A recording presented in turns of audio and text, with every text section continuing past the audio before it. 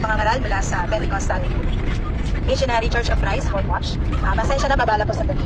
Bigyang daan ang napakahalaga, ang mabuting balita ng Panginoong Kristo. Sa unang Timoteo 2, chapter 2, verse 3 to 4, ito ay mabuti at kalugod-lugod sa Diyos. Ibig niya na ang tao ay makaligtas at pangalam ng katotohanan. Ang kaligtasan na tinutukoy nito ay spiritual salvation dahil may kapahabakan na naghihintay dahil sa paggawa ng kasalanan. Sabi sa Roma 3:23, ang lahat ay nagkasala. Walang matuwid, wala kahit isa.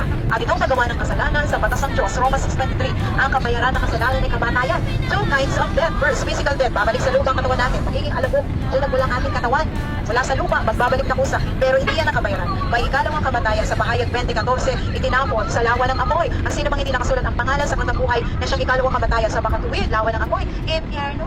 Para matanggap ang kaligtasan, sundin ang kalooban ng Diyos. Una, Roma 10 talatay siyam, ipahayag manibibig siya sa Panginoon. Sumampalataya ka sa Kanya na buong puso.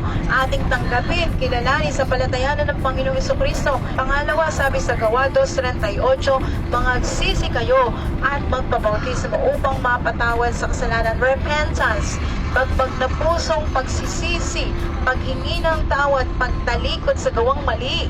Bautismo, ito ay paglubog sa tubig gaya ni Jesus Christ. Nagpabautismo sa Ilog Jordan. Ang mga apostolo nangangaral sa Jerusalem on the day of Pentecost. Ang nabautismohan, sabi sa verse 41, sa pangangaral ni Apostol Pedro, 3,000 kaluluwa sabay-sabay.